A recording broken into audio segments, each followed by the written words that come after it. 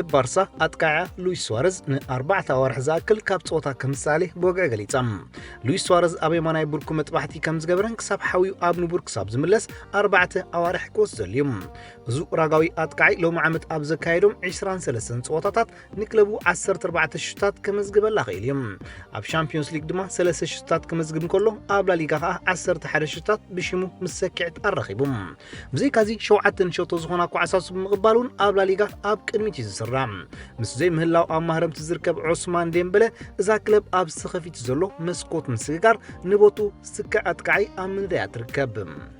انجليزات كلب نورويتش سيتي تتصاوتاي جيرمانايت كلب هيرتا برلين اوندريك دودا بلغاحنا مسارحه صنبيرام ذا اب دحرواي ترتا سريدا كلبات بريمير ليج تركب كلب نزي مس هيرتا برلين لو معمت 11 شوطات كوقصر زبقع سلوفاكياوي اكفافالي كساب مززام زعمت بلغاح مالئه كلب بس تسممي علم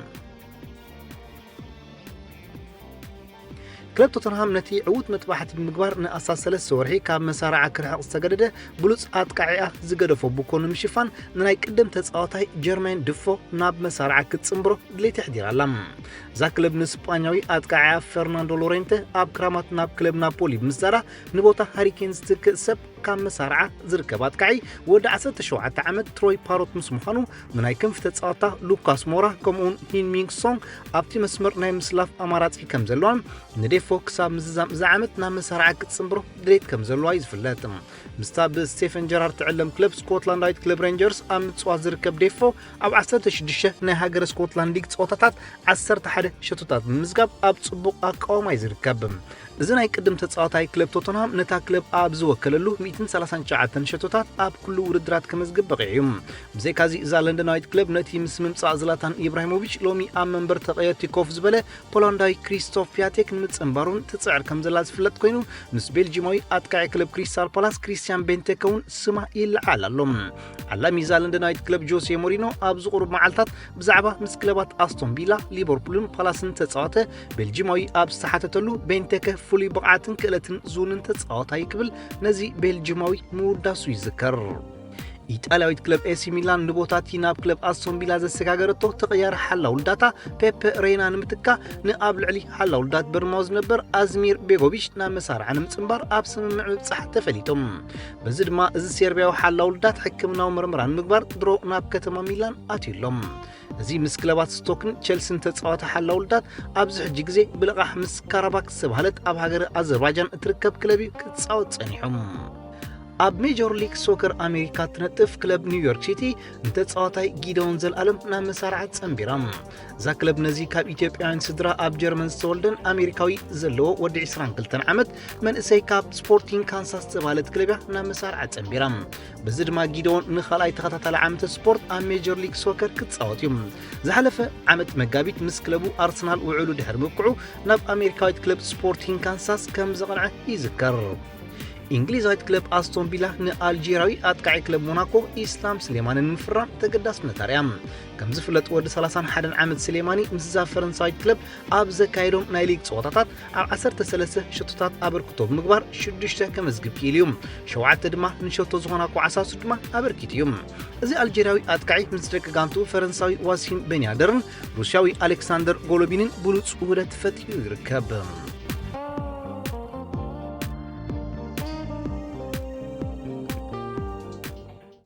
قطمات بريمير ليج انجليز قديمن صوت انز 30 كلبات بورموزن واتفوردنين اب صوت ادما واتفورد بغفيح 3 بارو تعويتا وصيام واتفورد من شوتوتاتا كاب عبد الله داكوري تروي ديني كمون روبرتو بيريرا بزرخبتن شوتوتاتا نبرموز 3 بارو اعنياتام واتفورد بزن 3 نت بتحجيزان ترتاهنا مبلعسه تشوعته كب مبال كاب دحروت 3 كتغلاغلن كلا برموز دما نمبل 10 تشعت ترتا انقول كيلالم دحيرن كلبات استون فيلا مانشستر سيتي نغتيمن ابز 6 شوتات سراي وصوتا دما مان سيتي بغفيح 6 بحاليا تعويتم زاب بيبي غوارديولا تسلطن كلب قدم عرفتي ارجنتيناوي سيرجيو اغيرو زهندس اقعصو كافرياد محرز ناب شوتو بملوات قلطيفه مريحنت كتحز كلام 6 صنيحون رياض محرز كبرازيلاوي غابرييل جيسوس تقبل اقعصو ناب شوتو بملوات نعون كلبون كالي شوتو كمزغب يخيلوم سيرجيو اغيرو دما ام بال 28 دقيقه سالسيت شوتو كوسخن كلو نكالي شوتو سيتي ዝተሃንደሰ ጋብርኤል ጂሰስ ድማ ዕረፍቲ ኣብ ምእካሉ መሪሕነት ክለቡ ተግፍሕ ራብዒት ሸቶ ብምውሳኹ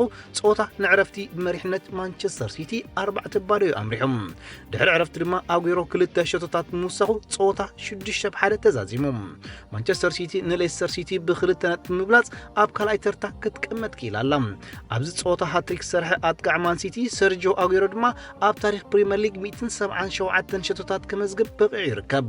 እዚ ወዲ 31 ዓመት ኣጥቃዒ ብፈረንሳዊ ኣጥቃዒ ኣርሰናል ቴሪ ኦንሪ ተታሒዙ ዝነበረ ኣብ ታሪክ ፕሪምየር ሊግ ዝበዝሐ ሸቶ ዘመዝገበ ዘይ እንግሊዛዊ ተጻዋታይ ማለት ወጻእተኛ ዝብል ክብረ ወሰን ብምስባር ስሙ ከጽሕፍ ኣኽኢልዎ ኣሎ ሄንሪ ኣብ 258 ፀወታታት 175 ብምዝጋብ ዝበዝሐ ሸቶ ዘመዝገበ ዘይ እንግሊዛዊ ማለት ወጻእተኛ ተጻዋታይ ፕሪምየር ሊግ ኮይኑ ምጽንሑ ዝዝከር ኮይኑ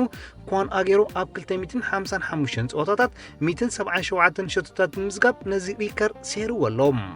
እዚ ናይ ኩሉ ግዜ ዝበለጸ ኣመዝጋቢ ሸቶ ማንቸስተር ሲቲ ዝኾነ ኣርጀንቲናዊ ምስ 177 ሸቶታት ላምፓርድ ብምድራብ ኣብ ታሪክ እዚ ሊግ ንኣላን ሽረር ዋይን ሩኒ ኣንዲ ኮል ብምስዓብ ኣብ 4ይ ተርታ እዩ ዝርከብ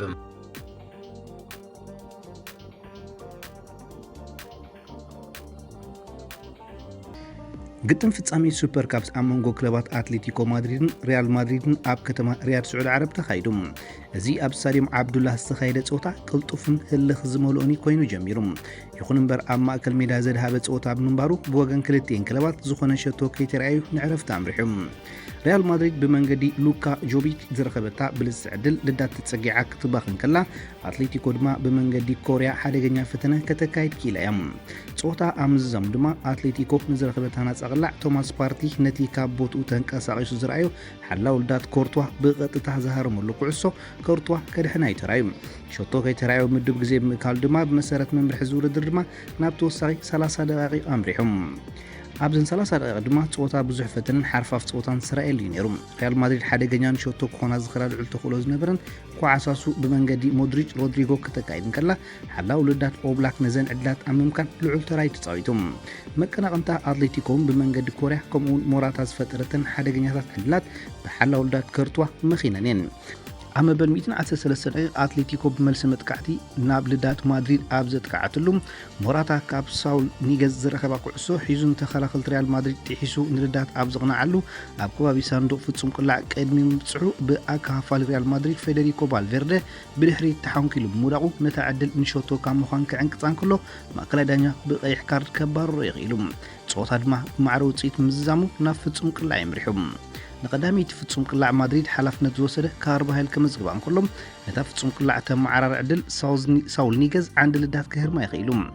ንኻልእቲ ፍጹም ቅላዕ ማድሪድ ሮድሪጎ ከመዝግባ እንከሎ ካልእቲ ፍጹም ቅላዕ ኣትሌቲኮ ቶማስ ፓርቲ ዝሃርማ ኮርትዋ ከድሕና ይኽኢሉ ሳልሰይቲ ፍጹም ቅላዕ ማድሪድ ሉካ ሞድሪች ከመዝግባ እንከሎ ትሪፒየር ድማ ናይ ኣትሌቲኮ ማድሪድ ከመዝግባ ይኽኢሉ ንወሳኒት መዕወቲት ፍጹም ቅላዕ ድማ ሓለቓ ጋንታ ማድሪድ ሰርጂዮ ራሞስ ብምዝጋብ ንክለቡ 4-1 ክትዕወት ኣኽኣላ ብቀይሕ ዝተባረረ ተጻዋታይ ሪያል ማድሪድ ድማ ፌዴሪኮ ቫልቬርደ ዝበለጸ ተጻዋታይ ዝግጥም ተባሂሉ ተሰይሙ እዩ ግጥማት ሴሪያ ኢጣልያ ትማሊ ብወሰንቲ ፀወታታት ቀፂሎም ሲዮም ዝተኻየደ ፀወታታት ምስ ንዕዘብ ድማ ኡዲነዘን ሳሱሎ እንግሊዝ ያገጢማ ኣብ ፀወታ ድማ ኡዲነዘ ብሸቶታት ስቴፋኖ ቹካ ኪን ሴማ ሮድሪጎ ዴ ፓውል ንሳሱሎ 3-0 ብምስዓር ነጥቢ ሓፊሳ ወፅያ ፊዮረንቲና ንስፓል ዓዲማ ያገጢማ ኣብ መንጎ 82 ደቂቃ ድማ ኣብ ሜዳ ትገጥም ዝነበረት ፊዮረንቲና ካብ ተኸላኻሊኣ ጀርማን ፔሌዛ ብዝረኸበታ እንኮሾትያ ንፀወታ 1-0 ተዓዊታ ትልወፅያ ሳምፕዶሪያ ንብሬሽያ ዓዲማ ገጢማ ኣብዚ ብሸቶታት ተራዮ ፀወታ ድማ ሳምፕዶሪያ ንብሬሽያ ብገፊሕ 5-1 ረቲዓታ ሳምፕዶሪያ ንሸቶታታ ካብ ፋቢዮ ካጉሬላ 2 ሸቶታት ካሮል ሊኔቲ ጃንካቶ ከምኡውን ካፕሪራ ብዝረኸበተን ሸቶታት ነታ ቀዲማ ጆን ቻንስለር ቀዲማ ሸቶ ዝረኸበት ብሬሽያ 5-1 ረቲዓታ ቶሪኖ ንቦሎኛ ዓዲማ ያገጢማ ኣብዚ ሓላው ልዳ ቶሪኖ ሳልቫቶሬ ሲሪጉ ንብርክት ዝበላ ሸቶ ናይ ምዃን ዘለዓለ ዕድል ዝነበረን ፈተነታት ተጻወቲ ቦሎኛ ዘምከነሉ ፀወታ ክለቡ ቶሪኖ ኣብ መበል 11 ደቂቃ ካብ ኣሌክስ ቤረንጉዌር ብዝረኸበታ እንኮሾትያ ንፀወታ ብምዕዋት 3 ነጥቢ ሓፊሳ ወፅያ ሄላስ ቦርና ብክልተ ሽርታት ቬረን ዛቻዲነን ንጀኖዋ ክልተ ብሓደ ረቲዓታ ጀኖዋ ካብ ስዕረት ዘይተናግፋ ሸቶ ካብ አንቶኒዮ ሰናብሪያ ረኺባታ ኣማሲኡ ድማ ዝዓበየ ፀወታ ኣብ መንጎ ክለባት ሮማን ጁቬንቱስን ተኻይዱ ብሳሪ ትዕለም ጁቬ መቀናቕንታ ኢንተር ምስ ኣትላንታ ማዕረብ ምፍልለያ ኣብ ፀወታ ብምዕዋት መሪሕነት ሴሪኣ ንመሓዝያ አንቂዳ ኣትያ ፀወታ ምስ ተጀመረ ድማ ኣብ ሳልሳይ ደቂቕ እዛ ኣብ ቱሪን ዝመደበራ ክለብ መሪሕነት ተትሕዛ ሸቶ ካብ ቱርካዊ ተኸላኻሊኣ መሪ ደሚራል ረኺባያ ኣብ 10 ደቂቕ ድማ ሓላው ውልዳት ሮማ ሎፔዝ ኣብ ልዕሊ ኣጥቃዒ ጁቤ ፓብሎ ዲያባላ በደል ምፍጻሙ ብጫ ካርድ ክስማዓሉን ንጁቤ ድማ ፍጹም ቅላዕ ተዋሂቦም ዝሓለፈ ፀወታ ኣብ ልዕሊ ካሊያሪ ብሃትሪክ ዝደመቐ ፖርቱጋላዊ ክሪስቲያኖ ሮናልዶ ድማ ነታ ዝተረኽበት ፍጹም ቅላዕ ናብ ሾቶ ብምልዋጥ ንመሪሕነት ክለቡ ናብ 2 ባዶ ክብ ኣበሎም ፀወታ ድማ ንዕረፍቲ ብመሪሕነት ጁቤ 2 ባዶ የምሪሖም ድሕሪ ዕረፍቲ ኣብ ሜዳ እትፃወት ዝነበረት ሮማ ንፀወታ ብምዕብላል ንውፅኢት ፀወታ ንምልዋጥ ብተደጋጋሚ ናብ ልዳ ጁቤ ክትኩሕኩሓ ኽኢላ ከም ውፅኢቱ ድማ ኣብ ብቱርካዊ ሰንጊዝ ኡንደር ብርእሱ ዝሃርማ ኩዕሶ ኢድ ተኸላኻሊ ጁቤ ኣሌክሳንድሮ ምህራማ ብባልተራያ ንሮማ ፍጹም ቅላዕ ተዋሂቦቶም ነታ ዝተረኽበት ፍጹም ቅላዕ ድማ ዲዮጎ ፔሮቲ ናብ ሾቶ ብምልዋጥ ናብ ፀወታ ትመልስ ሸቶ ኣበርኪቱ ዝኾነ ካልእ ሸቶ ከይተረኣዩ ድማ ምዱብ ግዜ 9 ደቂቕ ብምካሉ ጁቤ ነታ ኣብ ሜዳ ዓብላሊት ዝነበረትን 22 ንሸቶ ዝቐንዐ ፈተነታት ዝገበረት ሮማ 2-1 ረቲዓታ ወፅያ ብዘን 3 ነጥቢ ተሓጊዛ ድማ ናብ ኩረሻ መሪሕነት ክለባት ሴሪኣ ሓኺራ ትርከብ ጁቤ ብ48 ነጥቢ ነዚ ሊግ ክትመርሖን ከላ ኢንተር ሚላን ድማ ብ2 ነጥቢ ትሒታ ብ46 ነጥቢ ትስዕባ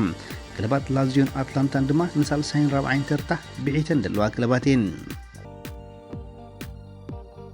ብዘይካዚ ሊግ 1 ፈረንሳ ትማል ምሸት ቀፂሉ ምስዩ ክለብ ናንተስ ንሰይት ኢቴን ብሸቶታት ማህዲ ኣቤድን ሉዶቪች ብላስን ኣብ ሜዳ 2 ባዶ ረቲዓታ ወፅዮም ክለብ ጂዶን ኣብ ዘካየዶ ፀወታ ጂዶን ንልለ 1 ባዶ ረቲዓታ ንእንኮ ሸቶ ዝግጥም ጁልዮ ታቫረስ ከመዝግባ እንከሎ ኣብ ዝሓርፋፍ ዝነበረ ፀወታ ክልቲአን ክለባት ታ ሓደ ተፃዋታይ ብቀይሕ ካርድ ከሲረን እየን መተሓላለኽቲ ክለባት ፒኤስጂን ሞናኮን ድማ ኣብ ሜዳ ፒኤስጂ ፓርክ ደ ፕሪንሰስ ተኻየደ ፀወታ 6 ሸቶታት ክምዝገቦ እንከሎ ፀወታ ድማ ብማዕረ 3-3 ተዛዚሙ ፒኤስጂ ኣብ ሳልሳይ ደቂቕ መንገዲ ብራዚላዊ ኔይማር ብዝረኸበታ ሸቶ መሪሕነት ክትሕዝን ከላ ሞናኮ ቀልጢፋ ግብረ መልሲ ብምሃብ ብመንገዲ ፖርቱጋላዊ ጀልሰን ማርቲነዝ ኣብ 7 ደቂቕ ከምኡውን ፈረንሳዊ ዋሲም ቤናደር ኣብ መበል 14 ደቂቕ ብዘመዝገበውን ሸቶታት መሪሕነት ክትሕዝ ክኢላ እያ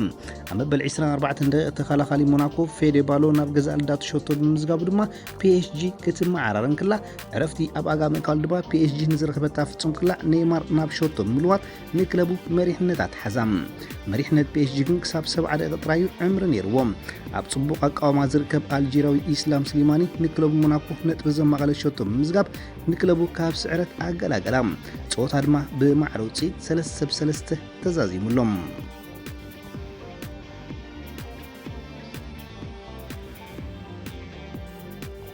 خبركم تخطاتلتي يوتيوب channel سينما سمرم ንምክታልኩም እናመስገና ንሎም መዓልቲ ኣዳሊና ልኩም ዝነበርና ስፖርታዊ ትሕዝቶታት ኣብዛዚምና ኣለና ኣብ ቀጻሊ ብኻልእ ሓበሬታታት ክሳብ ንረኸብ ንኹልና በብዘለናዮ ሰላም እንተዕናን